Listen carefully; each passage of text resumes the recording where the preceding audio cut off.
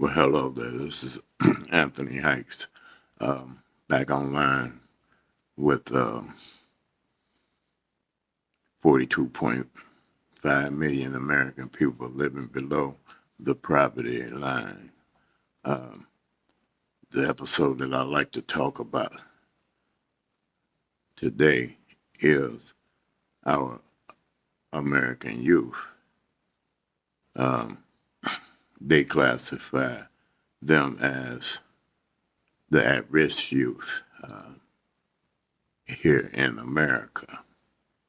I'm saying these are our kids we're talking about. They're not at risk to anything. But this is what I came across. It said every child deserves the opportunity to succeed. That's why youth development is so important. The goal of youth development is to prepare and equip you young people to meet the challenges of adulthood and achieve their full potentials. I collaborated on that for a minute, and I took that as a form of encouragement, which I've seen wasn't nothing wrong with that. But when I got to a certain part, it was like I took it as a form of straight disrespect because it seems like they trying to come into the homes and say the parents don't know what they doing and take our job and responsibility because they said there are so many wonderful organizations around the world that change the lives of children every day through youth development. I mean, I have to say who these people think they is because for the simple fact, when you're dealing with a mother in her home, she going to work every day, coming home, making sure the kids are straight, making sure the kids have clean clothes, a roof over their head, food in their stomach is teaching the kids in the house a positive direction to take, to young adulthood or whatever, by seeing their moms, bend over backwards, taking care of them. So that's a perfect role model to follow, So I personally feel they do not give the moms of America who was living off of low income and being, a part of this living under the poverty line because they don't know how hard your job is, and then they do know they just not willing to stand up and verbally tell you how great you're doing, but yeah, they need more moms like y'all. It ain't like being rich. They don't have no responsibility at all. They put it on the nanny, or the housemaids, or the cooks to do everything. You know what I'm saying? But when you out here living a single mom, single parent, or whatever, oh, that's a heavy burden to carry, and it shows that's just how strong a struggling mom really is. So there's no better teacher than the lady of the house, especially if the father is not there, you know. But I just wanted to share that with you, you know. Y'all is amazing. Y'all doing amazing work and keep the good work up. Now, here goes. It says, there's a big need, youth and development. There are 74.2 million people under 18 in the United States. That's 24% of the total population. Nearly 40 of children, nearly 40% of children in the United States live in low-income families with the income at or below 200% of the federal poverty level. That's something to really think about right there within itself. I mean, you know, that's why I say these people that we dealing with is mental acrobats. It ain't no way, other way to describe that. You know what I'm saying? Then they say that there are 1.8 billion young people in the world. Nearly 80% of the world young children from low-income families are more likely to, now listen to this, have sex before age of 16, become a gang member, attack someone, or get into a fight, steal something worth more than $50, runaways. You know, how can you sit back and determine what a kid is going to do before the age of 16? Who do these people think they is? They're not Jesus. So how can you say this is what's going to happen? You don't know what's going to happen. But what they're looking at is that by the parents being forced to do so many hours to make ends meet from working or whatever, the kids is left home unattended to, and that's when sexual behavior take place. You know what I'm saying? It's like, if you groom your kids the right way, they not, and keep something positive on their mind, you know, they not finna, occupy their time with taking a chance on doing something, getting pregnant, and then that's adding more burden on your parents' shoulders, because now you're at an age where ain't no state programs that's going to do anything for a kid that young having a baby. So therefore, the parents have to take that responsibility, and it's already a struggle trying to make ends meet. So then for them to judge our kids, what about the rich kids? How old would they be before sexual intercourse take place? I mean, the credit that they give us and give the kids is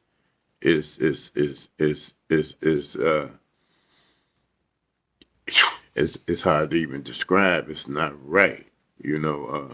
That kills kids' self-esteem and all that. Like, you make them feel like they nobody, and then that's why a lot of these kids go to the streets, because they feel like, the world is against them. You know what I'm saying? It's not nothing that the parents doing. They feel like the kids be feeling like the whole world against, picking on their family, their mom, dad ain't never at home because they got to spend all these hours at work to provide for the family. So they take off to the streets to,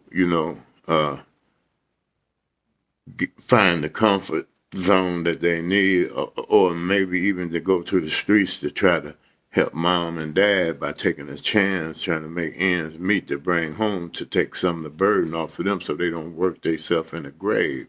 You'll never know why these kids go to the streets until you actually sit down and have a conversation with them. And I'm quite sure they'll tell you, well, mom, I just, don't like how you keep working and bending over backwards, tired when you come home and all that. And I know we know you be tired, but you make sure we okay and got our food cooked and all that. Kids don't want to see their parents go through nothing like that. They willing to go to the streets and take a chance to bring some burden up off of them. Me, when I came up in the street, both of my mom and dad left me and my two older sisters. So I came up without parents. My grandmother raised us. So the streets became my mama and dad. You know what I'm saying? So, and I cherished them streets to the fullest. That's all I knew at the age of 10. So I come up in the street when it was real violent, and right today still violent in Illinois. I was a part of the violence. I was, I did what I did in order to survive out there in the streets, because only the strong survive once you hit the belly of the beast. The belly of the beast make you think that they love you more than your parents do. You know what I'm saying? And that's just how it is. It's a whole set of different rules out there that can lead you to your graveyard if you're not careful. And,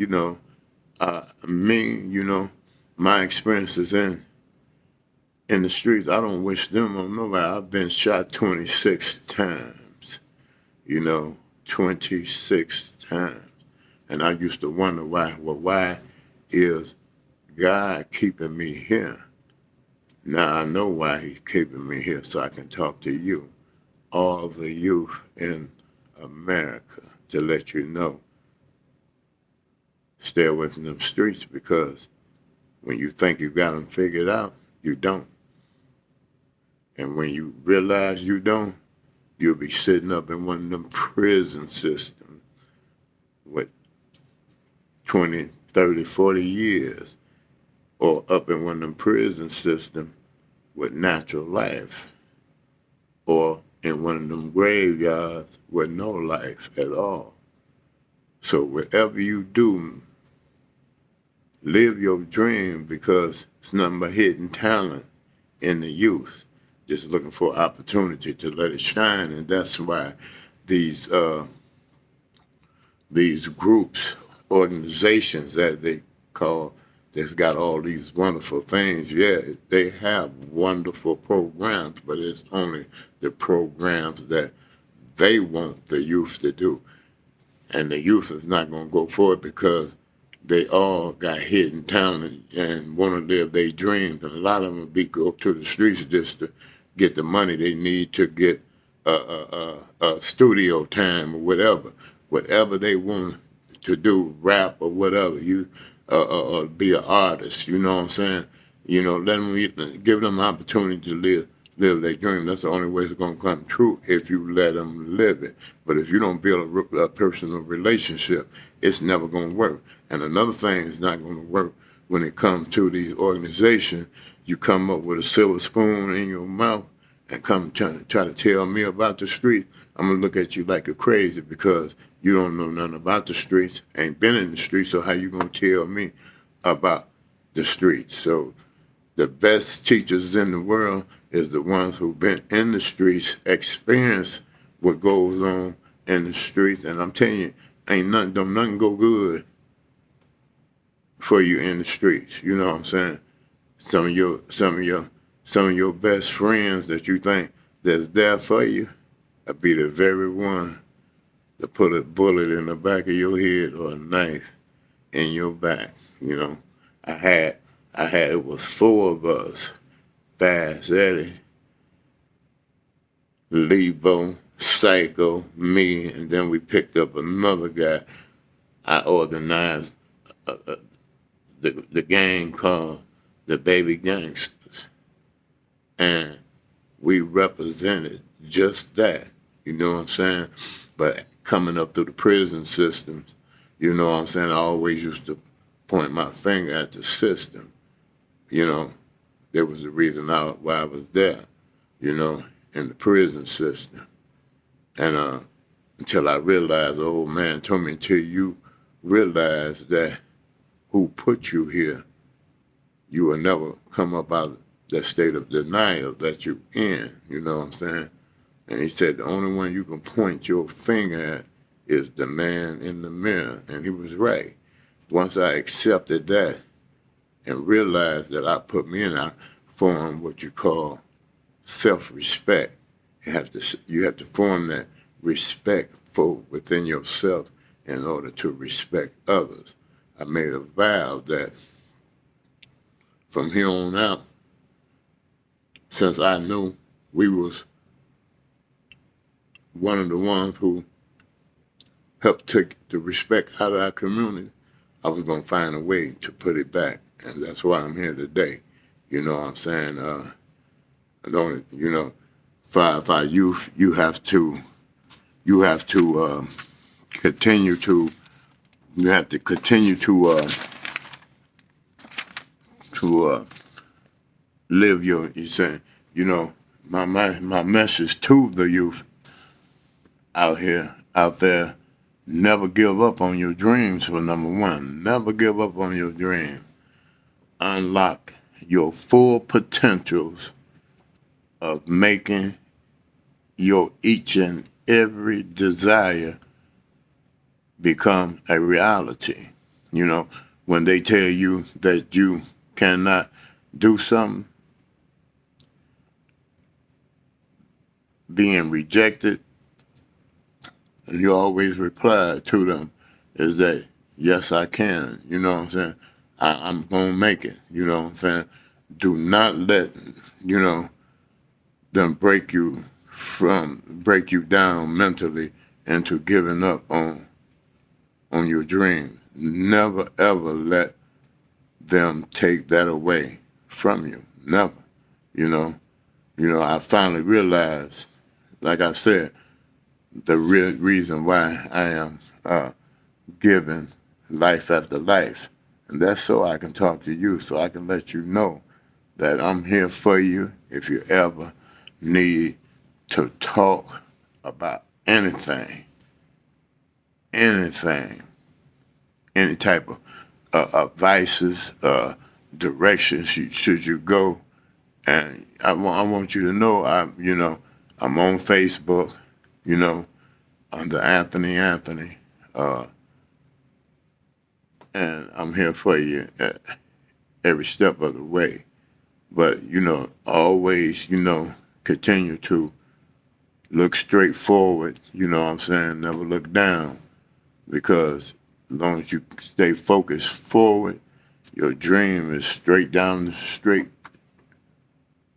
waiting on you to get there to pick them on up, man. So be safe out there, stay away from them streets, and you're going to be all right, you know what I'm saying? Always listen to your moms, to your pops, you know what I'm saying? Because, you know, they'll never tell you nothing wrong, you know. Always be obedient to your parents, and I guarantee you, them dreams, them desires that you have, they'll come true. They definitely will. So, you know, until the next time, hit the like button, and we're going to talk about the youth and, you know, the best teachers is an organization, is the organization of the family, showing that the more support to them, to your kids. You know, tell them about the horrors of being in the streets. I'm here. I help you out with the horrors of being involved in gang activities, drugs, and all that. You know what I'm saying? So I'm here for you 100% of the way. Like I say, until the next time, I ask that you follow me and hit the like button, and we'll go from there. Take care.